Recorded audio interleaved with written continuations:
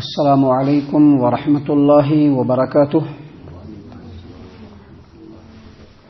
اعوذ باللہ من الشیطان الرجیم. بسم اللہ الرحمن الرحیم. قل ارأیتم ان اخذ اللہ سمعکم وابصارکم وختم علی قلوبکم من الہ غیر اللہ یأتیکم بہ انظر کیف نصرف الآیات ثم هم یصدفون. اے محمد عربی صلی اللہ علیہ وسلم، آپ لوگوں سے پوچھئے کہ تم لوگوں کا کیا خیال ہے کہ اگر اللہ تبارک و تعالیٰ تمہارے سننے کی طاقت کو، تمہارے دیکھنے کی طاقت کو سلب کر لے، چھین لے اور تمہارے دلوں پر مہر لگا دے، تو اللہ تبارک و تعالیٰ کے علاوہ کیا کوئی معبود ہے جو تمہیں یہ چیزیں لا کر کے دے؟ دیکھیے ہم کیسے اپنی آیات کو بار بار پھیر پھیر کر کے بیان کرتے ہیں، پھر بھی یہ لوگ اپنے منہ کو موڑے ہوئے ہیں. محترم سامعین کرام، سورۃ الانعام سورہ نمبر 6 اور اسی سورت سے ابھی آپ کے سامنے آیت نمبر 46 تلاوت کی گئی، اور آیت کریمہ کا ترجمہ بھی اللہ تبارک و تعالیٰ کی توفیق سے آپ کی خدمت میں پیش کیا گیا. سامعین کرام، اس ایک چھوٹی سی آیت میں اللہ تبارک و تعالیٰ کے ذات پر، اللہ تبارک و تعالیٰ کی وحدانیت پر اور اکیلے اللہ تبارک و تعالیٰ کے معبود ہونے پر بہت ہی زبردست اور بالکل اچوک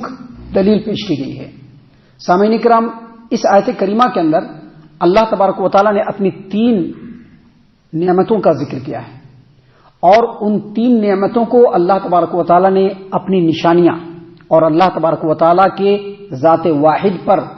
دلالت کرنے والی آیات اور نشانیاں بتلائی ہیں. سامعین کرام، دیکھیے اس آیت کریمہ میں سب سے پہلے اللہ تبارک و تعالیٰ نے کیا فرمایا؟ اللہ تبارک و تعالیٰ نے سب سے پہلے فرمایا کہ اگر اللہ تبارک و تعالیٰ تمہارے کان کی طاقت کو چھین لے، سننے کی طاقت کو چھین لے، سب سے پہلے سننے کا ذکر کیا، سماعت کا ذکر کیا. اس طرح سے کہ جب کوئی کچھ بولتا ہے تو وہ آواز لہر کی شکل اختیار کرتی ہے، اور پھر وہ لہر کان کے پردوں سے ٹکراتی ہے، اور پھر وہ ٹکراؤ اعصاب کے ذریعے سے وہ آواز انسان کے دماغ تک پہنچتا ہے، اور پھر دوسرے لمحے سے بھی پہلے دماغ یہ ججمنٹ کر دیتا ہے کہ فلاں نے فلاں چیز پوچھا ہے، اور انسان اس بات کا جواب دے ڈالتا ہے. سامعین کرام، یہ اتنی جلدی ہوتا ہے کہ اس کو الفاظ میں بیان نہیں کیا جا سکتا، اور پھر اتنی ہی جلدی بولنے والے نے جیسے ہی کچھ کہا، سننے والے نے سنا اور اس کا جواب بھی دے دیا. یہ پورا نظام ہے جو اللہ تبارک و تعالیٰ نے بنایا ہے، سننے کی طاقت. سامعین کرام، اسی طرح سے اللہ تبارک و تعالیٰ نے بتلایا کہ اگر اللہ تبارک و تعالیٰ تمہارے آنکھوں کی روشنی کو چھین لے، یہ بھی بالکل ویسے ہی ہے، یہ بھی بالکل ویسے ہی ہے. انسان کسی چیز کو دیکھتا ہے تو اس چیز کا فوٹو یا اس چیز کی تصویر یا اس کا عکس انسان کی لینس پہ پڑتا ہے، اس کی پتلی پہ پڑتا ہے، اور پھر وہ باریک نالیوں کے ذریعے سے ہوتے ہوئے دماغ کے اندر جاتا ہے، اور دماغ اس وقت ججمنٹ کرتا ہے کہ یہ کون چیز ہے، اس کا کیا رنگ ہے، اس کی کیا شکل و صورت ہے، اس کا کیا ڈھانچہ ہے، اور اسی وقت انسان یہ سمجھ لیتا ہے کہ یہ فلاں چیز ہے. اور دل کا جو معاملہ ہے وہ اس سے بھی پیچیدہ ہے. کسی بھی چیز کو پرکھنے کی طاقت، کسی بھی چیز کو پرکھنے کی طاقت، ارادہ، اختیار، اور اسی طرح سے کسی چیز کے بارے میں سوچنا، اس کے بارے میں پلان کرنا، اس کے بارے میں فیصلہ کرنا، ان سب چیزوں کا تعلق کہاں سے ہے؟ دل سے ہے.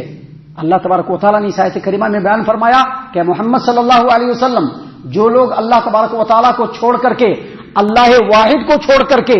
دیوی دیوتاؤں کے سامنے جھکتے ہیں، جو لوگ اللہ تبارک و تعالیٰ کو چھوڑ کر کے پیڑ پودوں کی پرستش کرتے ہیں، سورج اور چاند کی پرستش کرتے ہیں،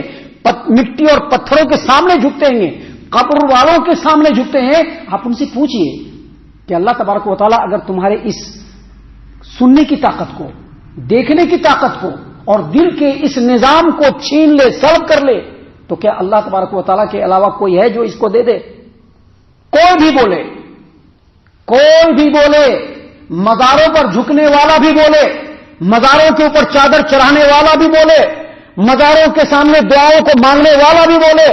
اور جو بتوں کے سامنے جھکتا ہے وہ بھی بولے کہ اللہ تبارک و تعالیٰ نے جو یہاں پر فرمایا ہے، کیا اس کے پاس اس کا کوئی جواب ہے؟ دیکھیے اللہ نے کیا کہا، قل اے محمد صلی اللہ علیہ وسلم آپ لوگوں سے پوچھئے ارأیتم تمہارا کیا خیال ہے، تم کیا کہتے ہو، ان اخذ اللہ سمعکم اگر اللہ تبارک و تعالیٰ تمہارے سننے کی طاقت کو چھین لے، وابصارکم تمہارے دیکھنے کی طاقت کو سلب کر لے، وختم علی قلوبکم اور تمہارے دلوں پر مہر لگا دے، من الہ غیر اللہ یاتیکم بہ اللہ کے علاوہ کوئی ہے تمہارا معبود جو اس کو واپس تم کو لوٹا دے؟ اور پھر اس کو ایک دوسرے پہلو سے بھی دیکھیے، دنیا کے اندر نت نئے دن، نت آئے دن، نت نئے ترقیات، آئے دن نت نئے ترقیات ہو رہے ہیں، ہر دن نئی نئی چیزیں ایجاد میں ہو رہی ہیں، ہر دن نئی نئی سہولتیں لوگوں کو مل رہی ہیں، ہر دن ایک انسان نئے طریقے سے کسی چیز کو سوچتا ہے۔ انسان کی چاہے جو بھی ترقی ہو، چاہے علمی میدان میں ہو، چاہے حسن تدبیر میں ہو، چاہے لوگوں کے آرام و سکون میں ہو، انسان انہی چیزوں کے اوپر فخر کرتا ہے۔ اور یہ سب چیزیں انسان کو کیسے حاصل ہوتی ہے؟ آنکھوں کے ذریعے سے، کان کے ذریعے سے، دل کے ذریعے سے۔ یہی تین نعمتیں ہیں جو اللہ تبارک و تعالیٰ کا عطیہ ہے۔ اللہ تبارک و تعالیٰ نے اس آیت کریمہ میں چیلنج دے کر کے پوچھا ہے کہ کوئی ہے کہ اگر اللہ تبارک و تعالیٰ ان تین چیزوں کو چھین لے تو واپس لوٹا دے؟ اللہ نے کہا کہ نہیں لوٹا سکتا ہے۔ آیت کریمہ کا مفہوم یہی کہ نہیں لوٹا سکتا ہے اور کوئی اس کا جواب دے بھی نہیں سکتا ہے۔ اللہ نے فرمایا کہ انظر ذرا دیکھو کیف نصرف الآیات، ہم کیسے اپنی آیتوں کو کھول کھول کر کے بیان کرتے ہیں، ثم ہم یصدفون پھر بھی یہ لوگ منہ موڑے ہوئے چلے جاتے ہیں، ہماری آیتوں پر غور نہیں کرتے ہیں۔ سامعین کرام، یہ آیت کریمہ تمام انسانوں کو، ہم تمام کو اس بات کے اوپر ابھار رہا ہے، اس بات کی دعوت دے رہا ہے کہ ہم اللہ تبارک و تعالیٰ کو اللہ واحد سمجھیں، اسی کے سامنے اپنے سر کو جھکائیں، اسی کی فرما برداری میں لگے رہیں، اور جو عبادات اس نے ہمارے اوپر فرض قرار دیے ہیں اس کو کما حقہ ادا کرنے کی کوشش کریں، اور جو اس کے حقوق ہیں اس کو بھی کما حقہ ادا کرنے کی کوشش کریں۔ اللہ تعالیٰ سے دعا ہے کہ اللہ تعالیٰ ہم تمام کو ان تمام باتوں کے اوپر خوب غور و فکر اور تدبر کرنے کے ساتھ ساتھ ان باتوں کے اوپر عمل کرنے کی بھی توفیق عنایت فرمائے، آمین۔ اللہ تعالیٰ ہم تمام کو صحیح معنوں میں پکا سچا مومن مسلمان بنائے، اللہ اور اس کے رسول صلی اللہ علیہ وسلم کی اطاعت و فرما برداری کرنے والا بنائے، صحابہ کرام رضی اللہ عنہم کے طریقے پر چلنے والا بنائے، جنت الفردوس میں جگہ عطا فرمائے۔ اے اللہ ہم تمام کو جہنم سے پناہ دے، اے رب العالمین ہم تمام کو جہنم سے پناہ دے، اے مالک الملک ہم تمام کو جہنم سے پناہ دے، آمین یا رب العالمین۔ وما علینا الا البلاغ المبین۔